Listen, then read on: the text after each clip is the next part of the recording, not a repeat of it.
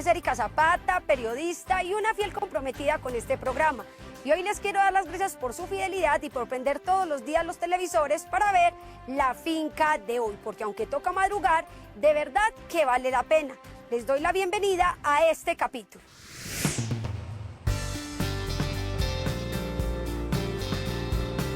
Mejorar la producción láctea y el bienestar animal es posible con el sistema silvopastoril por franjas, el cual pretende masificar en el departamento del Huila. Colombia es un país que en sus diferentes departamentos cuenta con todos los pisos térmicos, pero en Cundinamarca solo una parte del territorio cumple con estas características. La pregunta es, ¿cómo hacer ganadería en una zona así? La respuesta en instantes. Escoger métodos artificiales para la producción de peces puede traer muchos beneficios para su finca. Aquí les hablaremos sobre la incubación artificial de tilapia roja. Información, experiencias e innovación. Acompáñenos en este recorrido agropecuario por Colombia.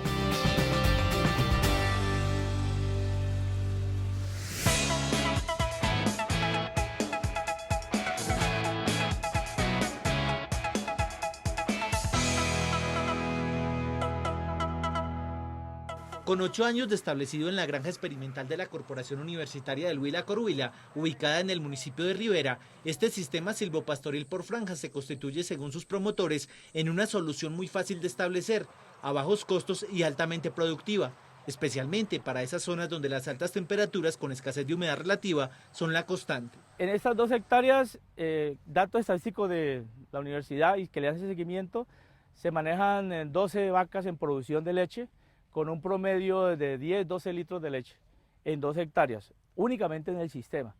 Entonces sabemos que más o menos unos 3.2 animales por hectárea estamos trabajando. En este microclima, cada metro cuadrado oferta por lo menos 2.5 kilos de material vegetal verde y fresco, mientras que en un sistema tradicional los bovinos dispondrían de únicamente 500 gramos de pastura en el mismo metro cuadrado. Así las cosas, en el sistema silvopastoril por franjas, la vaca puede cosechar 4 veces más de lo que dispone en un potrero normal. Situación de este predio es bosque seco tropical, 2 periodos de lluvia que más o menos son unos 4 o 5 meses y el resto es verano. Si nos hacemos allá afuera en el sol, estaríamos a esta hora 40, 41 grados centígrados. Y aquí dentro del sistema estaríamos 38, 37 grados centígrados bajo sombra. El primer estrato del sistema está establecido con la gramínea brachiaria russiciensis, los estratos 2 y 3 con la leguminosa, en este caso la leucaena leucocéfala, alcanzando un adecuado balance nutricional. Cada planta entrega por separado su rendimiento. En los primeros ensayos de evaluación obtuvimos en gramíneas, en este caso russiciensis, obtuvimos 1.2 kilogramos por metro cuadrado. Y haciendo la semejanza de que el animal ramoné en la leucaena, obtuvimos 1.1 kilogramos por planta, que está en el metro cuadrado, que son 4 leucaenas. La principal ventaja del sistema silvopastoril por franjas es que permite la intervención de la leguminosa o la leucadena, independiente la una de la otra, incluso mediante intervenciones con mecanización. Aquí, como es por franjas, tendimos 3 metros de gramínea, 4 metros de leguminosa, 6 metros de gramínea, 4 metros de leguminosa y 3 metros de gramínea. Eso, si sumamos, nos da 20 metros por 50 metros de fondo, eso nos da 1000 metros cuadrados por potrero. Con eso hacemos el balanceo nutricional entre la gramínea, que nos aporta la energía, y la leguminosa, que nos aporta la proteína. El punto óptimo de pastoreo está entre los 32 y los 35 días. En la rotación, las vacas ocupan el potrero solo durante 16 horas divididas en 2 días. Antes, un animal necesitaba 100 metros cuadrados de potrero por día. Hoy en 50 metros cuadrados se pastorean hasta 20 animales. En la construcción del potrero, la planeación es fundamental. En el momento del diseño, uno tiene que tener en consideración cuántos árboles va a implementar o cuántos árboles va a meter por hectárea. En este sistema tenemos 3.500 leucaenas por hectárea lo hemos diseñado de tal modo de que no exista competencia entre la gramínea y la leucadena o la leguminosa establecida. ¿Por qué? Porque si lo hacemos todos juntos, ¿no es cierto?, los árboles del tercer estrato nos van a cerrar la entrada del sol y nos impide que se realice la fotosíntesis. Entonces aquí cogemos de oriente a occidente para que todo el día le caiga los rayos del sol a la gramínea. Las podas estratégicas del segundo y tercer nivel son primordiales, no solo para abrir espacios para que ingrese el sol, sino para estimular el desarrollo del forraje. Una vez establecido, hay un parámetro que 2 dedos, así de grueso, ya tiene uno que hacer la poda de formación. Se hace a 80, 90 centímetros para propiciar la formación de forraje, porque si no hacemos la poda de formación se nos van los árboles.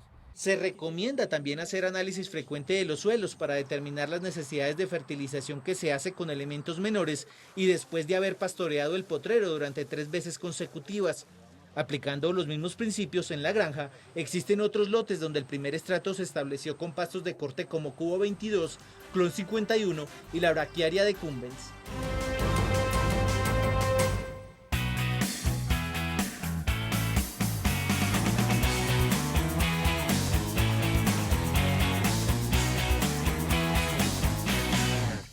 Saber alimentar a su lote de gallinas reproductoras o gallinas pesadas, como también se les denomina, ya que son las encargadas de producir el pollo de engorde de un día, es una de las labores de más cuidado para un avicultor.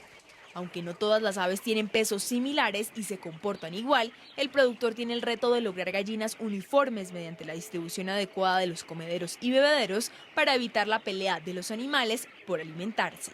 En este momento, como ustedes ven, el galpón es muy diferente a donde estábamos ahora en los machos, ya que aquí manejamos comederos de tolva. Este comedero en el levante, según la densidad que estemos de las aves, se trabaja un comedero por cada 12 aves. Igual los bebederos manejamos un bebedero por cada 60 aves. Entonces la idea es tener buena disponibilidad del equipo.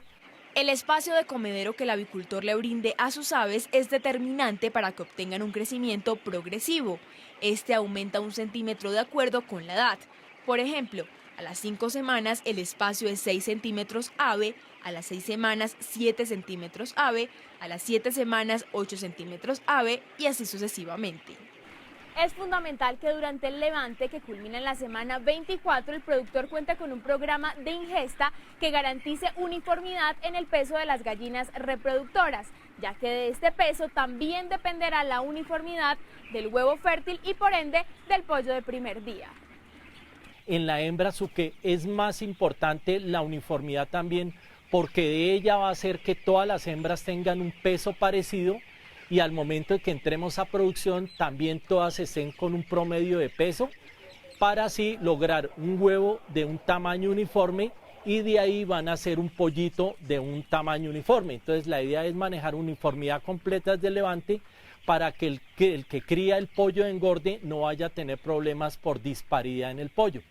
Durante el levante, aquí le suministran alimento diario hasta la 4ª semana y a partir de la 5ª y 6ª, hasta culminar la etapa, se les inicia un ayuno que este profesional denomina 6-1, es decir, 6 días comen y 1 día ayunan para no cebarlas tanto y así lograr un peso de aproximadamente 2.700 gramos que se considera ideal para iniciar la etapa de producción. En esta granja, con la labor de grading que consiste en pesar todas las aves, el avicultor determina cuáles están por debajo de los parámetros esperados para modificarles el programa de ingesta. Se trabaja también los mismos grading, o sea, se le hace la misma selección a semana 5, 10, 15 y 20 y al momento del apareamiento se está haciendo. Se hace un trabajo importante también durante todo el levante, que es en el momento que se están haciendo las vacunas, se están escogiendo todas las pollitas que estén muy livianas para llevarlas a un sitio donde se le da más consumo o se le maneje mejor la uniformidad. El manejo de grading en esa producción avícola, tanto en el macho como en la reproductora pesada, se realiza semanalmente hasta el final del levante. Nuestro entrevistado asegura que los pesajes se hacen por lote el último día de cada semana mediante unas básculas con capacidad de 20 gramos para evaluar el crecimiento exacto de los animales. cada vez que se hacen los pesajes se debe pesar corral por corral dependiendo los tamaños y todas las aves que se encierren se deben de pesar.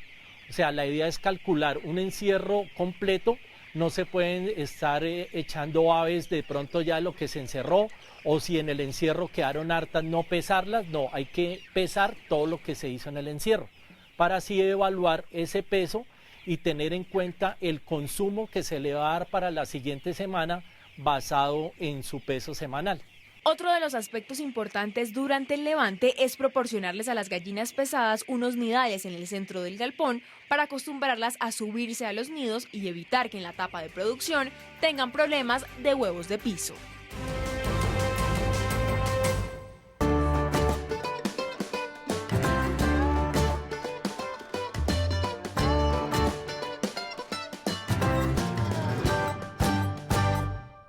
Tibirita es un municipio de Cundinamarca ubicado a 129 kilómetros de la capital colombiana.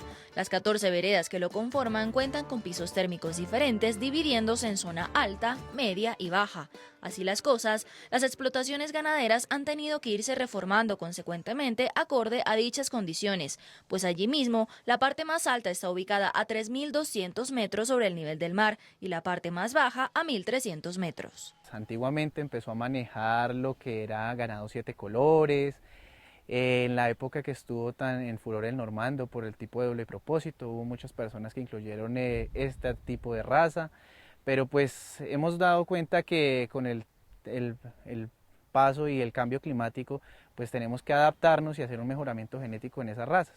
Como te digo, hay por el diferente niveles que tenemos en el municipio, pues entonces allí tenemos que empezar a pensar en otros tipos de razas. En la parte más alta tenemos digamos que lo que es Bos Taurus, tenemos algunas personas que tienen Holstein, tenemos personas que tienen Normando y en las partes digamos media y más baja ya encontramos personas que tienen Brahman blanco, Brahman rojo. En la parte más baja, a 1.300 metros sobre el nivel del mar, dentro de la misma municipalidad, han venido funcionando los ejemplares Gir, Cimental, Simbra y hasta embriones Blonde Aquitaine.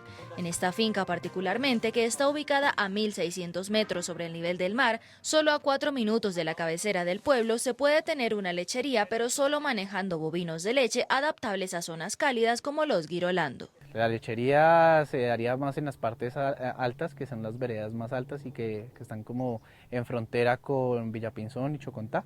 Y ya para este lado que limitamos con Manta, Guateque, Tensa, Sutatensa, ya empezamos a manejar ganaderías bocíndicos. Zonas como Tibirita no pueden caracterizarse por un solo clima. En unas veredas las temperaturas pueden estar en 30 o 35 grados centígrados y en otras llegar incluso a bajo cero durante algunas temporadas del año. En caso de que las ganaderías cambien a sus animales a otro predio dentro del mismo municipio, deben seguir algunas indicaciones para hacer el traslado menos traumático para los bovinos, como suministrar concentrados y suplementos con mayores niveles de energía.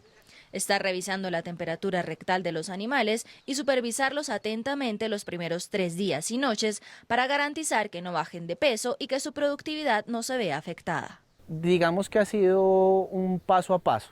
Se empezó, digamos, con ese pie de cría que se tenía de Normando, empezando el mejoramiento genético por ellos, ¿sí? Entonces, digamos que han ido de esas primeras razas que se tenían, se han ido como disminuyendo, pero no ha sido de un totazo, se ha ido paulatinamente cambiando esos animales. ¿Con qué? Con inseminación artificial, las personas se han dado cuenta del mejoramiento y el rendimiento con otros tipos de cruces.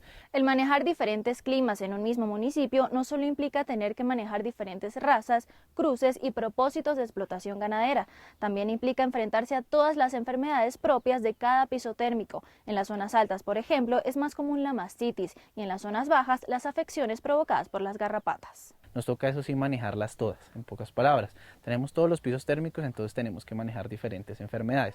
Fiebres, anemia, ictericia, babesiosis cerebral y anaplasmosis son algunas de las afecciones más comunes ocasionadas en las fincas ya ubicadas por debajo de los 2.000 metros sobre el nivel del mar. Los ganaderos intentan prevenir y contrarrestar estos problemas manteniendo a sus animales con una dieta balanceada, procurando manejar las pasturas indicadas para cada altura y por ende para el clima de cada una de las veredas. En la parte alta, digamos que las personas están manejando lo que es quicuyo, es el pasto que están manejando. Ya para esta parte se ha hecho un mejoramiento con algunos productores con braquiarias.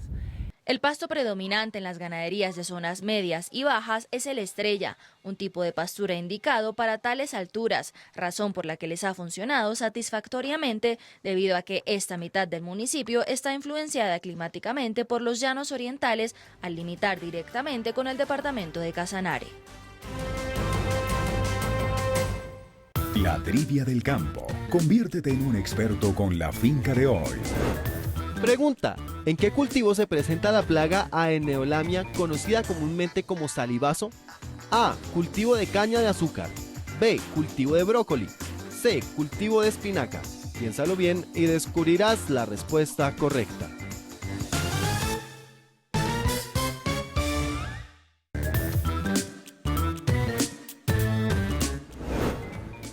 Pregunta: ¿en qué cultivo se presenta la plaga Aeneolamia, conocida comúnmente como salivazo? A. Cultivo de caña de azúcar. B. Cultivo de brócoli. C. Cultivo de espinaca. La respuesta correcta es la A. El salivazo es un insecto que en su etapa adulta mide de 6 a 9 milímetros. Se alimenta de la savia de las hojas de la caña de azúcar, pero también le inyecta una toxina a la planta que produce manchas alargadas de color pardo rojizo y seca la hoja completamente.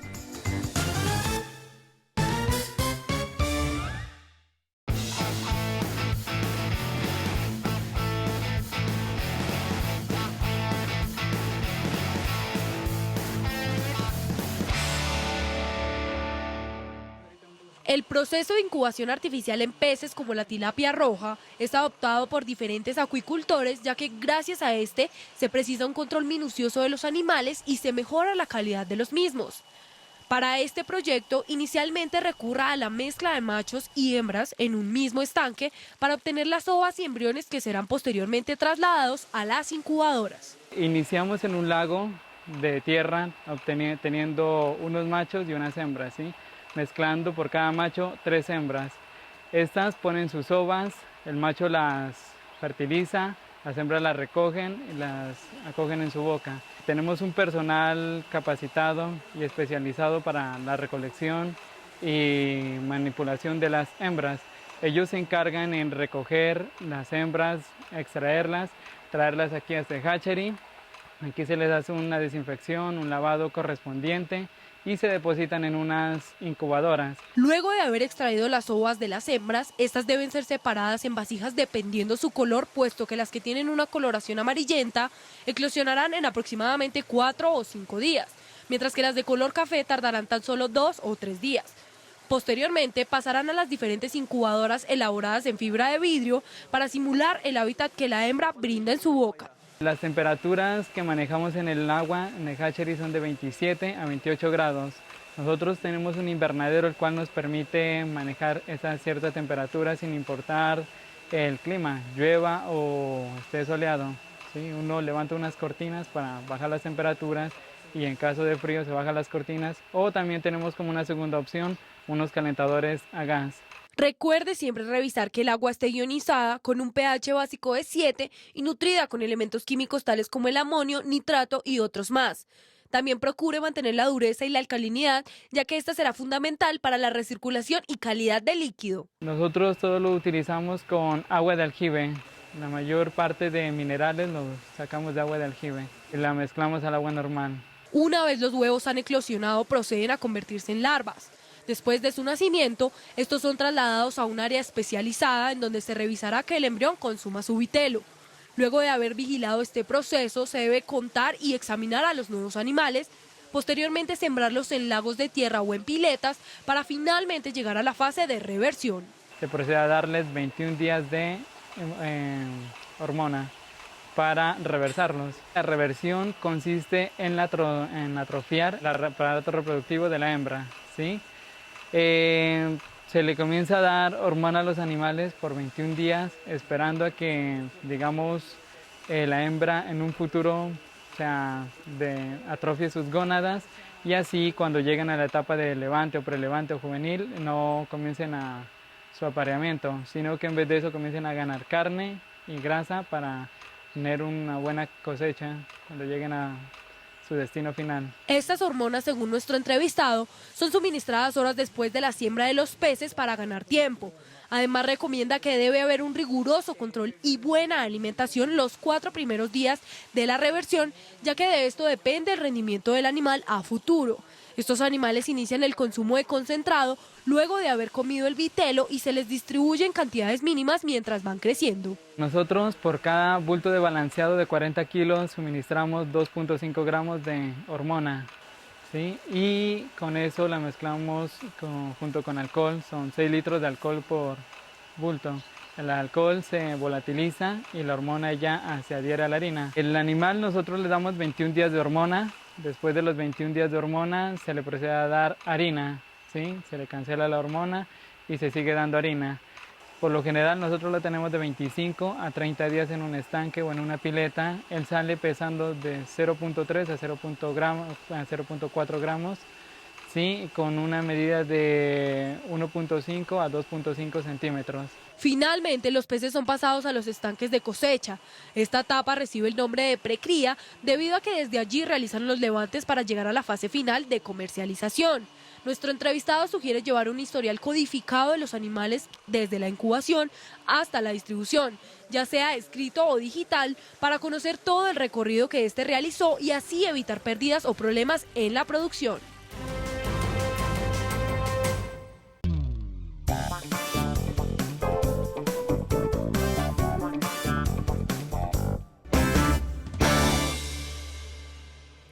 Los químicos agrícolas son normalmente empleados con el fin de aumentar la calidad del cultivo y tener un control de pestes en las tierras. Sin embargo, su uso excesivo puede llegar a ocasionar efectos negativos en los animales, produciéndoles desequilibrio en la condición corporal y en sus producciones. Los periodos de carencia hacen referencia al tiempo que transcurre desde la aplicación hasta la cosecha. Según los expertos, este lapso varía entre 60 y 120 días.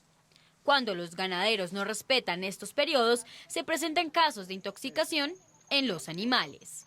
Pues digamos, las afecciones pueden variar dependiendo del tipo de tóxico, ¿sí?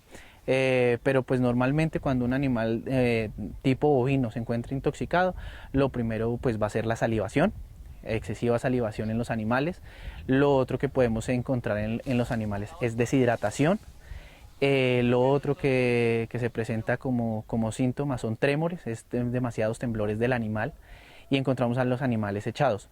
Cierto porcentaje de la concentración del agroquímico se encuentra en el agua. Al ser consumida por los animales, obtienen la mayor parte de los componentes tóxicos que se dirigen directamente al riñón. El tratamiento en este caso, según profesionales, debe hacerse por vía endovenosa, pues de esta manera es más efectiva la asimilación del medicamento que por vía intramuscular.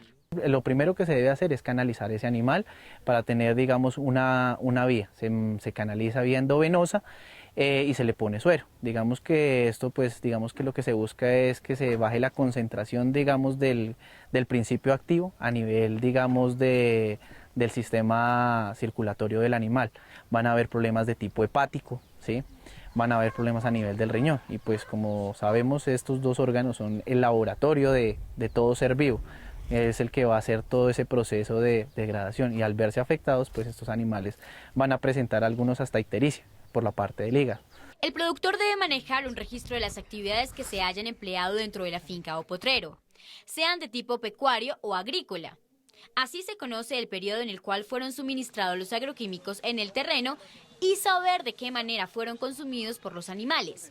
Así se podrán prevenir futuras intoxicaciones. Normalmente cuando es un caso de urgencia y que no sabemos el porqué o la causa de esa intoxicación, normalmente lo primero es tener una vía endovenosa abierta. ¿Para qué? Para pasar líquidos o pues para pasar algún tipo de tratamiento. Hay animales que pueden presentar síntomas a la media hora dependiendo de la concentración del medicamento, del agroquímico que se haya puesto en el cultivo. Pero normalmente puede ser dentro de media hora o se puede presentar casi que al día siguiente. Dependiendo del grado de toxicidad, se deben manejar distintos tratamientos. Por ejemplo, los expertos recomiendan hacer uso de carbón activado con una dosis de 400 mililitros cada 4 a 6 horas en bovinos adultos. También medicamentos como el aceite mineral y la atropina para reducir los efectos en el sistema nervioso central. Podemos, dependiendo del tipo de principio activo, pues podemos tener problemas a nivel del sistema nervioso central. Entonces, digamos que se va a ver afectado, no va a haber una correcta, digamos, sinapsis de las neuronas. En otros podemos encontrar, digamos, problemas a nivel circulatorio. Entonces, dependiendo del químico, va a ser diferentes reacciones en el animal. El estado productivo de los bovinos es un factor que influye al momento de suministrarles algún medicamento, pues en cada animal existe una etapa fisiológica que requiere distintos tratamientos, por lo que profesionales sugieren que se empiecen prácticas veterinarias en donde se verifiquen sus condiciones corporales, pues generalmente el agroquímico produce afectaciones respiratorias que provocan timpanismo en el animal.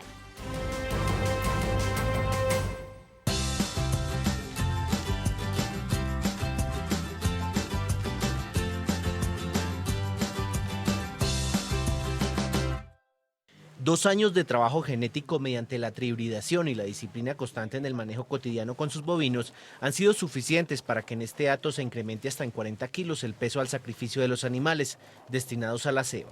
En este momento estamos teniendo ganancias de 800 a 1 kilo diario. Tenemos terneros de 25 meses con un promedio de sacrificio de 520 puestos acá en finca. El otro grupo de los terneros son terneros de 16 meses con un promedio de 350 kilos hasta el día de hoy.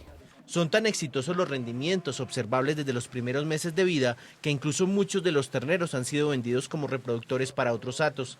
La genética se soporta básicamente en la raza Brahman, que según nuestra entrevistada garantiza la estabilidad del proyecto, y otros dos híbridos, cruzamientos realizados previamente. Es Brahman por Brahmby y Brangus por Brahman. El tema del Brahmby pues es una raza originaria de los Alpes suizos, en los cuales pues tenemos rusticidad y pues adaptabilidad al clima. En el tema del Brangus pues el marmoreo de la carne nos da como un plus a lo que nosotros vendemos. Muestra de la adaptabilidad de los animales a diversos climas es que esta finca es la vitrina donde se exhibe el trabajo desarrollado en otros dos predios a la vez. En consecuencia, los animales viven en una especie de itinerancia entre varios departamentos incluso.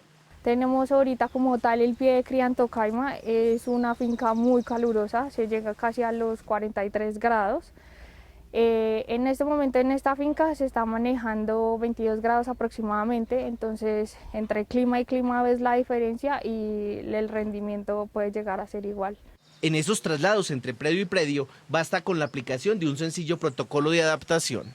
Lo que se hace es dejarlos como en cuarentena un tiempo para estudiar su comportamiento, saber de que no llegó algún otro parásito trasladado de alguna otra finca y que no los tengamos como tal acá.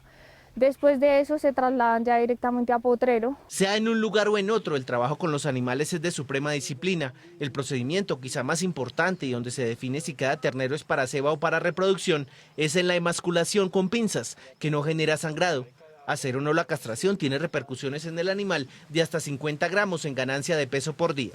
Se desteta a los 9 meses, se espera un mes mientras que ellos se adaptan como tal al medio y se hace el tema de la castración.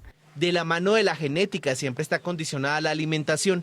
Esta es la garantía de que el animal logre expresar su máximo potencial y en el menor tiempo posible. Suministramos sal, o es una sal al 4%, se les da tema de melaza, que es como un dulce para ellos, excepto en épocas de invierno, porque pues hay algo que los pone cursientos, es decir, que les da mucha diarrea, por ende el tema de la melaza no se usa en tema de invierno. Y adicionalmente suministramos en época de invierno silo de maíz, que es trasladado de otra finca, o se les corta pasto, que es Cuba 22. Los potreros usualmente se hace rotación de 2 días, depende de lo grande que sea el potrero, y ese potrero se divide más o menos en 3 partes.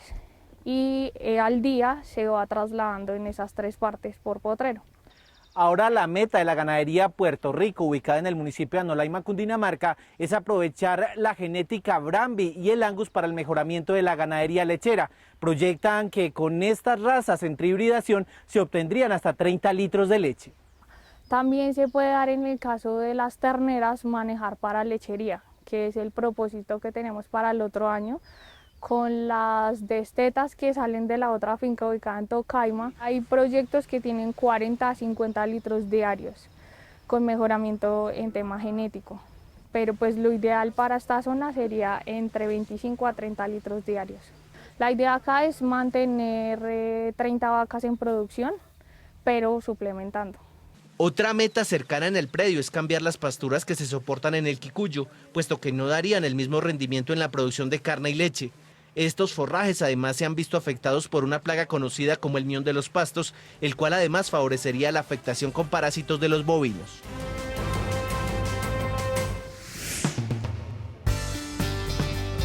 Al regreso,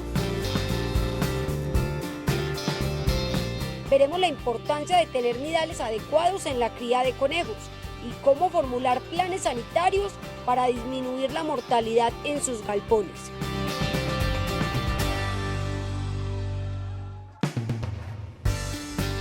En cunicultura, hacer un correcto manejo de los nidales, es decir, la estructura física en las que el conejo tiene el nido, es fundamental para evitar enfermedades y mortandad en los animales. La intersección entre los partos de las vacas es igual a los días libres más los días de preñez. Estos días no deben aumentar porque puede traer muchas consecuencias para las fincas, como pérdidas en la producción lechera. Aquí les daremos consejos sobre cómo disminuir esos días. Vacunas, vitaminas y proteínas son algunos de los aspectos a tener en cuenta en el desarrollo de las gallinas. Aquí les hablaremos sobre el plan sanitario avícola. Continuamos en este recorrido agropecuario por Colombia.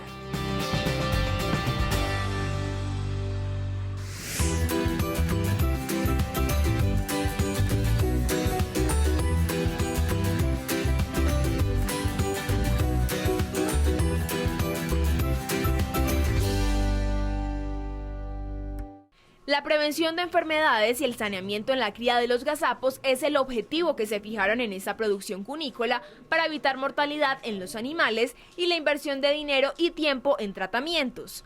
Para ello, antes de organizar los nidales, aquí desinfectan las jaulas mediante fogueo con candela y una limpieza en su interior para retirar todos los residuos. El primero es foguearlo, ¿sí? Con candela.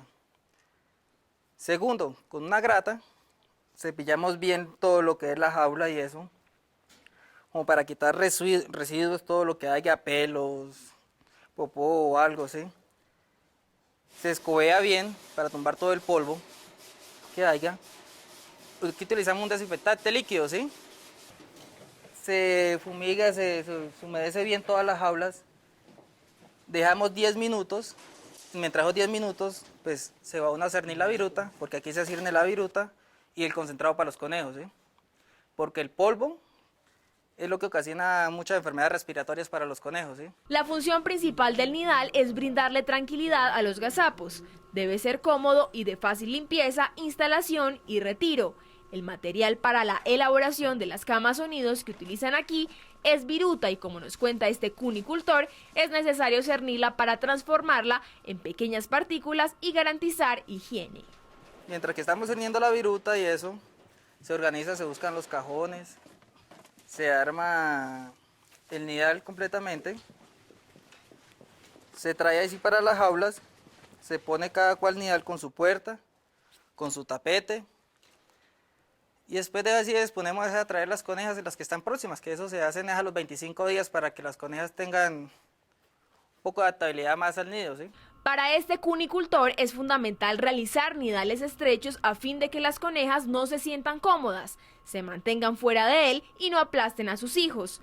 Según José Alejandro, como la leche que ofrecen las conejas es alta en proteína, no es necesario que los gazapos mantengan pegados a ella, pues con el poco líquido que les suministre quedarán bien alimentados. Si una coneja uno la mira que está diariamente echada en el nido, eso nos quiere decir que de pronto puede ser una camada perdida porque a toda hora va a estar encima de los conejitos y los puede aplastar. Una vez instalado el nidal se introduce la coneja. Aquí tendrá su parto y permanecerá con los gazapos hasta el destete. Por instinto maternal, el animal se retira parte de su pelaje para amamantar mejor y brindarle calor a sus hijos. Sin embargo, el clima frío de esta zona impide que lo hagan, por ello el productor se ve en la necesidad de realizar esta tarea. Durante los primeros 5 días de vida, la temperatura del nido debe ir de los 30 a 35 grados. La verdad aquí, por el clima, entonces hay conejas que ellas no se quitan pelos, ¿sí? Entonces esas son las partes del frío, ¿sí? Entonces uno como que las incentiva, de pronto las motiva es quitándole un poco de pelo, bien sea de las piernas o por la parte de las tetillas, para que también los conejitos tengan accesibilidad más fácil a cada tetica, ¿sí? Y estar uno pendiente de las conejas, porque hay mamás que les gusta estar como metidas en el nido echadas. Entonces, ¿qué pasa? Pues en esos momentos uno tiene que mantener como las puertas cerradas y solamente abrir cada vez que uno vaya a revisar, como para que ella entre a darles de comer a los conejitos. En esta producción cunícola retiran los nidales a los 22 días de nacidos, ya que los animales a esa edad empiezan a hacer sus necesidades en el nido, lo que genera una acumulación de infecciones. En esta etapa, adicional al concentrado, le suministran un alimento que aquí denominan peridestete. El peridestete se lo damos de inicio cuando ellos tienen 22 días de nacido, porque en ese momento ellos es cuando empiezan como a explorar, a salir del nido, empiezan a subirse encima de la mamá para poder alcanzar el chupo, el del agua, y esa va a ser la primera comida que ellos prueben, y no es una comida que no es de engorde, o sea, es una comida que está como apta para la etapa de ellos, de esa edad, ¿sí? Yo les doy más o menos comida desde los 22 días que nacen hasta unos 15 días después del destete. Para que las camadas perduren y se obtenga el mayor número de animales sanos, este cunicultor recomienda adoptar como rutina el chequeo de los nidales todos los días en horas de la mañana y de la tarde, para que el índice de mortalidad sea bajo.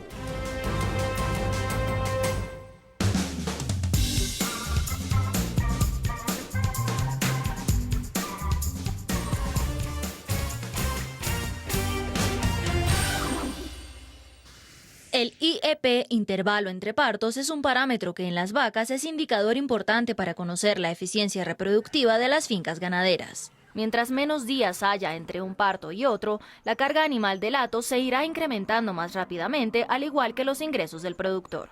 ¿En qué nos mejora o en qué nos conviene? Definitivamente que vamos a tener en el año más crías, más nacimientos, y vamos a sacar mayor provecho de cada uno de nuestros vientres al darnos más crías. Aquí en el Sequión, hato ganadero del corregimiento de Mingueo, en La Guajira, el tiempo entre partos actualmente está entre 400 y 410 días, un intervalo que lograron manejando protocolos de IATF, inseminación artificial a tiempo fijo, con los vientres que más se abren, es decir, con las novillas. Hemos visto efectos positivos en cuanto a esta práctica, porque si bien pues algunas personas lo hacen en vacas con buen intervalo entre partos, esperando un buen resultado de estas prácticas de IATF, nosotros decidimos hacerlo en las que más se abren, precisamente para ver reflejado la disminución del intervalo entre partos. Lograr disminuir los intervalos entre partos con las hembras jóvenes es incluso más beneficioso para esta ganadería. Normalmente a las novillas después de su primer parto se les dificulta llegar a una segunda gestación, pues aún están en crecimiento y tienen un desgaste adicional al amamantar a su cría. Cuando el tiempo entre su primer y segundo parto se acorta, se aprovecha aún más el animal y va exponiendo un rendimiento temprano que le permitirá ser una vaca útil por más tiempo dentro de la finca. He tenido controversias con algunos colegas porque ellos me sugieren trabajar con los vientres que son más regulares en cuanto a fertilidad, y ellos trabajan con vientres que están dando una cría anual, y al realizar los protocolos de sincronización pues obtienen muy buenos resultados. Sin embargo, yo insisto en pensar en que trabajar estos vientres no aporta resultados positivos a la ganadería, sabiendo que estos vientres están funcionando bien. Si el tiempo transcurrido entre partos es menor, esto implica que los días de concepción también han bajado. Ambos parámetros indicarán que se ha realizado previamente una buena labor en la detección del celo, en los protocolos de inseminación, y que la fertilidad de los animales se mantiene. Nosotros en este momento contamos con 950 vientres y tenemos una fertilidad promedio del 75%. Se podría considerar que disminuir los intervalos entre partos en la ganadería podría afectar la longevidad. Sin embargo, esto solamente ocurriría con las vacas lecheras de alta producción debido a la exigencia diaria que se tiene con estos animales. Las ventajas en los ejemplares lecheros se reflejan diferente. Una vaca da más litros en sus primeros 2 meses de lactancia. Si el intervalo entre partos aumentara, se puede pensar que la vaca va a durar más tiempo dando leche. En vez de 12 meses, entonces 14 meses. Pero realmente la producción de esos últimos 2 meses no se compara a los litros de los 2 primeros, que se obtendrían si su próximo parto fuese más rápido. Es decir, que el intervalo entre partos se redujera. En los bovinos de ceba, al disminuir dichos tiempos, los animales pueden llegar hasta los 14 o 15 años, dando una cría cada 3 meses sin que se vea afectada su longevidad. Definitivamente el hecho de tener más crías año, eso implica que vamos a tener más destetes y más machos para la ceba y más vientres para el entorno. Mayor producción y mejor rentabilidad en las vacas de leche, vientres más aprovechables independientemente del propósito del animal, facilitar la nueva gestación de los vientres primerizos y, por supuesto, un mayor número de animales para el hato y para la comercialización es lo que se logra cuando los intervalos entre partos se reducen. Con métodos como la sincronización y la inseminación artificial a término fijo, el tiempo puede disminuir y pasar un intervalo de 18 meses a 13.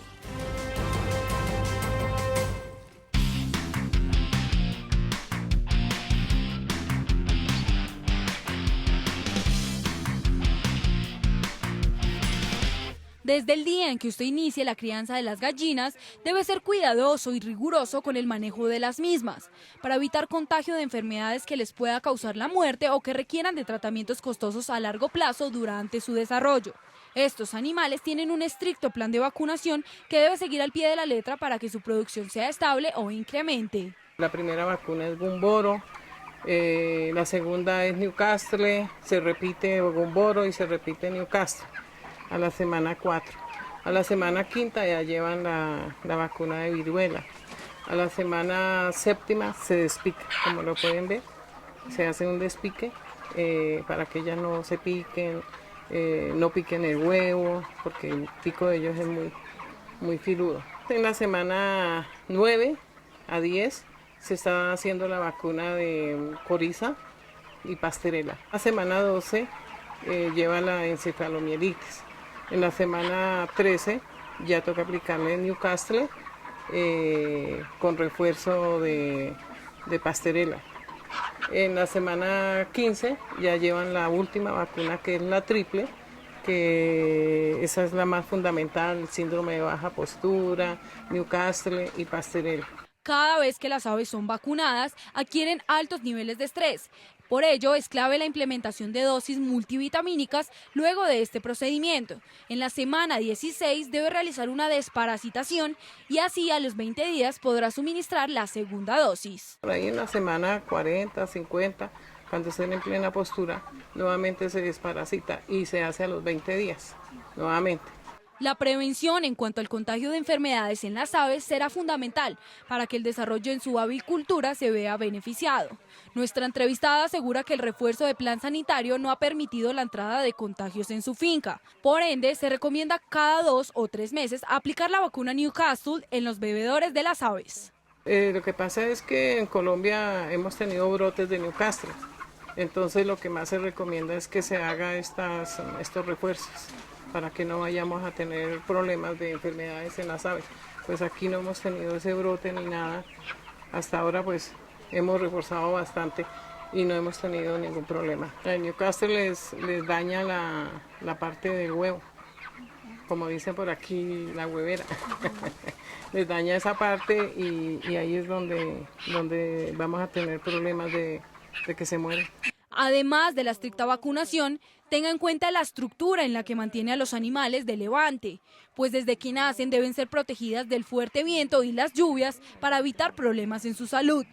Asimismo, recuerde realizar fumigaciones en el área para reducir parásitos y olores molestos como el amoníaco. Para matar bacterias, aquí se le aplica cal viva Y fumigación, aquí se fumiga se fumiga con yodo, con formol, antes de recepcionar. Ya después no, porque el formol las hace llorar, pero sí con yodo, constantemente, para que no vaya a haber ninguna bacteria que las afecte o algo, que no vayan a haber roedores, lo mismo dentro del concentrado, que no vayan a tener roedores, entonces hay que hacer un control sanitario bastante. Mantenga las aves con alimento y calcio la mayor parte del tiempo, debido a que antes de la postura estas consumen voluntariamente diferentes cantidades.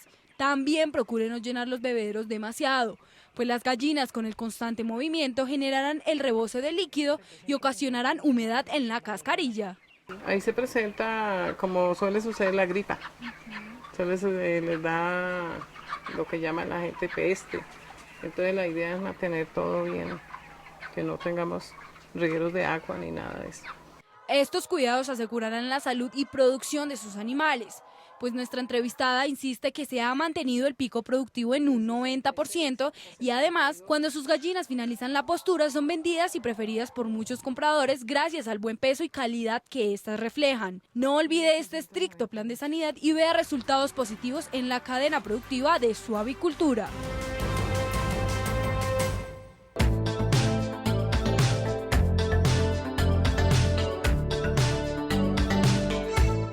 Estudiante de la Universidad Católica de Oriente en Antioquia, Alexander Arredondo Sánchez distribuye su tiempo entre sus clases de agronomía y la producción a pequeña escala de flores comestibles, las cuales vende a restaurantes gourmet. El éxito lo encontró en las plantas halófitas que, según él, están siendo desaprovechadas.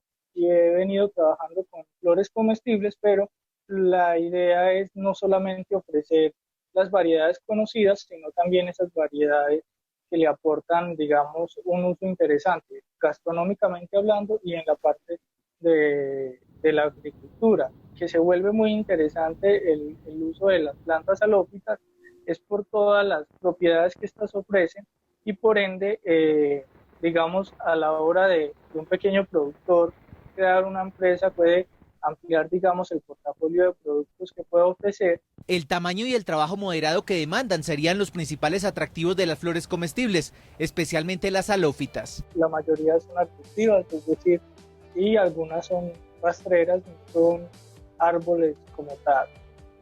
Son plantas muy maleables, estas se pueden, digamos, propagar por esquejes, se pueden coger pequeños fragmentos de la misma planta y así aumentar, digamos, la producción, o también se puede llevar al laboratorio de biotecnología y propagar in vitro.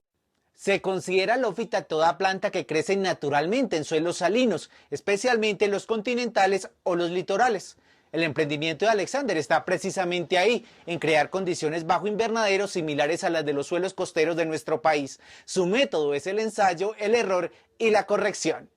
La humedad relativa debe estar entre los 80-90%. La temperatura oscila entre 25 a 28 grados centígrados y la salinidad la hemos dejado hasta 200 partes por millón. Crecen en este tipo de condiciones donde, digamos, es adverso para otras plantas, hace que lo podamos aprovechar de una manera, digamos, enorme en unas condiciones específicas donde no hay esa explotación agroalimentaria. Inicialmente conseguí unas plantas, unas 30, esas 30 se me murieron porque las condiciones que les estaba ofreciendo, si bien eran las condiciones de temperatura y humedad relativa, como les mencioné, ideales, las condiciones de salinidad no se las estaba ofreciendo. Aquí el riego es vital 2 veces al día. El agua es obtenida de la lluvia que cae de los techos del invernadero. En esta agua se suministran los nutrientes necesarios, pero fuera de los nutrientes, que es lo que se suministra normalmente en cultivos aeropónicos. Este tipo de riego pues tiene todas las condiciones ideales, las propiedades, el pH que está entre 5.4 más o menos. El suelo o sustrato utilizado supera el 40% de arena. Entre las flores comestibles predilectas de Alexander está la salicornia, cuyo principal productor en el mundo es Israel, y brindaría grandes beneficios para la población hipertensa, debido a que en 100 gramos de la planta se encuentran únicamente 2 gramos de sodio. Más o menos la caja, que son un paquetico de 100 gramos, cuesta en pesos colombianos 50.000 pesos. Esta planta no tiene tanto manejo como las otras. La salicornia es un sustituto de la sal y tiene menor cantidad pues, de sodio. Y que según la Organización Mundial de la Salud, lo que ellos, digamos, proponen es que una persona al día, con lo máximo 5 gramos de sal, pero un colombiano promedio consume más de 15 gramos de sal al día. Y cabe mencionar pues que la salicornia también tiene otros usos como biocombustible. Los rendimientos de la salicornia serían otro de sus principales atractivos. Cuando llega a su etapa adulta, que es más o menos a los 4 meses, ya se comienza a cortar, por así decirlo, con tijeras, porque la planta es muy pequeña y con unos tallos delgados. Cuando se comienza a cortar como si se fuese a esquejar, realmente se corta, se lava y se empaca, y ella responde, comienza a resurgir nuevos tallitos en la parte donde se cortó. Entonces es una planta perenne, que su ciclo de vida es más de 2 años. La meta es peletizar o pulverizar salicornia. En su proceso, Alexander le encontró también antagonistas a la mencionada planta. Está la frutilla de mar, que es el nombre común, y tiene una característica particular, y es que al ser polinizada crea un frutico, y ese fruto es dulce. Entonces eso en la parte de la gastronomía es muy interesante. Está la verdolaga, que también es comestible y tiene propiedades a la hora de utilizar como biocombustible. Entre otros usos de la salófita se encuentran también los campos medicinal y cosmetológico. Y aunque para nosotros termine este capítulo, sabemos que para ustedes apenas inicia el día. Las personas que están en otros países nos pueden ver a través de la señal de Caracol Internacional y ustedes a través de las redes sociales que aparecen en pantalla. Con este programa estamos construyendo país, y de qué manera. Hasta pronto.